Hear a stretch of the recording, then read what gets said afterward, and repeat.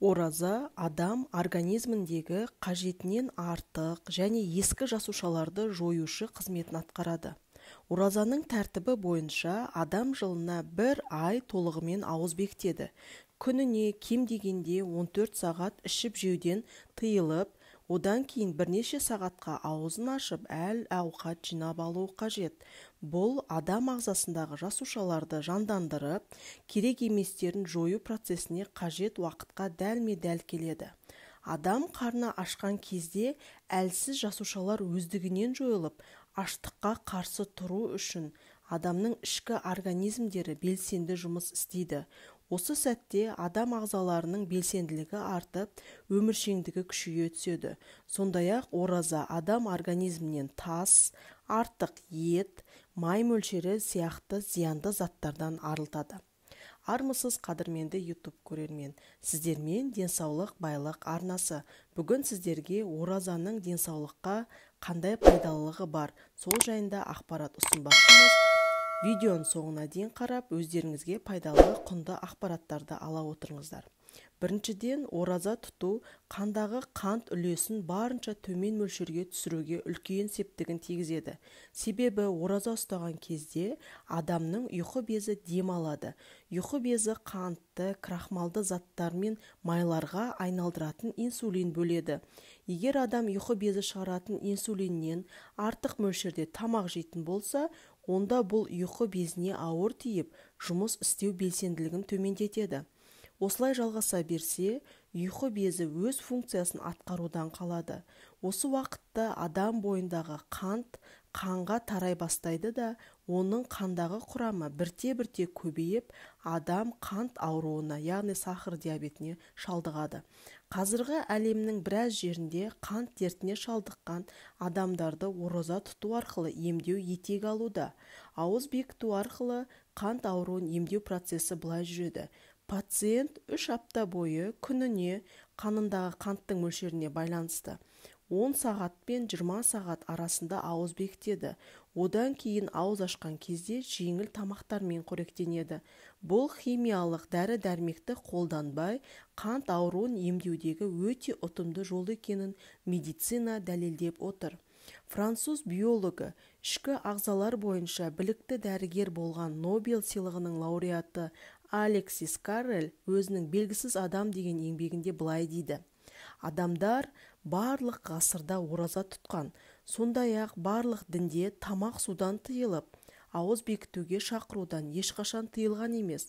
Адам ауыз бекіткенде ең бірінші аштық, одан соң денеде әлсіздік сезінеді. Бұл сыртқы болып жатқан жағдайлар, бірақ ішкі организмде құбылыстар бұған қарағанда маңыздырақ. Осы сәтте біріншіден бүйректегі қант қимылдайды. Онымен бірге терінің астында сақталған майлар да қимылдап ериді. Ішкі ағзалар мен жүрек бір қалыпты жұмыс істеу үшін барлық организм өзіндегі сақталған қордан қажетті энергияны жұмсай бастайды.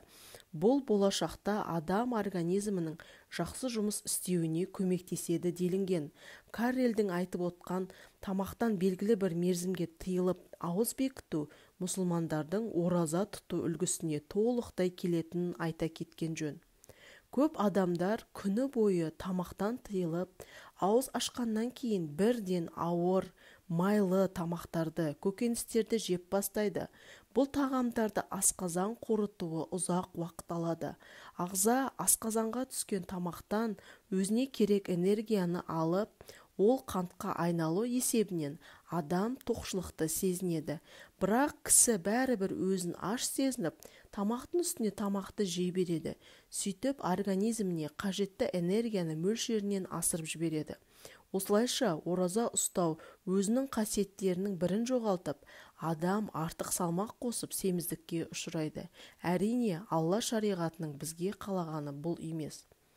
Оразаның ұстаудағы ағзаға ең бір пайдалысы бұл тері ауруларына пайдасы зор. Ауыз бекітудің тері ауруларымен күресуде пайдалы әсері бар. Себебі адам ораза тұтқан кезде қандағы су мөлшері азаяды. Яғни терідегі су құрамы да кемейді деген сөз. Бұл терінің қуаттылығын арттырып, зиянды микробтар мен бактерияларға қарсы тұруға көмектеседі. Сондай-ақ қышыма ауруының адам денесіне әрі қарай таралуын тоқтатып, терінің майлануы мен аллергиядан жазылуға да оң әсерін тигізеді. Тұз байлану ауруына әсері. Бұл дерт көп тамақтанудан, әсіресе еттен жасалған өнімдермен көп қоректенуден пайда болады. Адам шамасынан тыс тамақ жегенде бұлшық еттердегі протеин құрамы тым көбейіп кетіп бұзыла бастайды. Бұл адам буындарына, әсіресе аяқтағы үлкен бармаққа несеп қышқылының жиналуына әкеп соғады. Несеп қышқылы бұл мочевая кислота. Адам тұз байлану ауруына шалдыққан кезде әлгі буындар ісіп қызарады да ауырта бастайды. Сондай-ақ қандағы несеп тұзының мөлшері көбейіп, ол бүйрекке жиналып тұнады. Бұл процесс ақырында бүйректе тас пайда болуына әкеп соғады. Сондықтан тамақ пен судан тыйылып, біраз уақытта ауыз бекіту бұл дертті емдеудегі ұтымды жол. Сонымен қатар қан қоюлануының алдын алады. Көптеген мұсылман және мұсылман емес ғалымдары ауыз бекітудің денедегі майдың құрамын азайтумен қатар холестерин мөлшерінде бәсеңдететін жарыса айтады. Холестерин дегеніміз ол қан тамырларына тұнатын зат. Денедегі майдың құрамы көбейген сайын холестерин мөлшері де ұлғаяды. Мұның арты атеросклероз, яғни қан тамырларының майлануы дертіне және жүрек пен мидағы қанның қоюлануына әкеп соғады. Алла тағаланың білсеңдер ораза ұстағандарың өздеріңе жақсы деген аятын естігенде таң қалудың қажеті жоқ. Біздер тамақты тым көп жеп өзіміздің денсаулығымызға залал келтіріп жатамыз. Егер біз Алла шариғаты мен пайғамбар саллаллаху алейхи уассалам жолын ұстанып, тамақ көп жеуден тыйылып, айына кем дегенде 3 күн ораза тұтып жүретін болсақ, бұл дерттерге шалдығу ықтималы бәсеңдей түсетіні анық. Сонымен қатар адам ағзасын улы заттардан тазартады. Қазіргі кезде тағам өнімдерін ұзақ мерзімге сақтау үшін құрамына химиялық қоспалар қосылатынын баршамыз білеміз. Бұл өнімдер адам ағзасына түскен кезде улы заттарды айналып, денедегі майдың ішіне сақталып қалады. Адам ұзақ уақыт бойы тамақтан тыйылуы әлгі майдағы улы заттардың ерітінуіне әкеледі. Оған қоса адам организмін улы заттардан қорғауға жауапты бүйрек, бауыр сияқты ағзаларға өз функцияларын атқаруға да көмектесе алады. Сондай-ақ ауыз бекіту кезінде дұрыс тамақтанып, артық тағамнан бас тартатын болса, бұл организмнің иммунитетін күшейтеді. Макфон деген америкалық дәрігер былай дейді: барлық адам тікті ауру болмаса да ораза ұстауға мұқтаж. Себебі қазіргі тағам өнімдерінің улары адам бойына сіңіп қалады.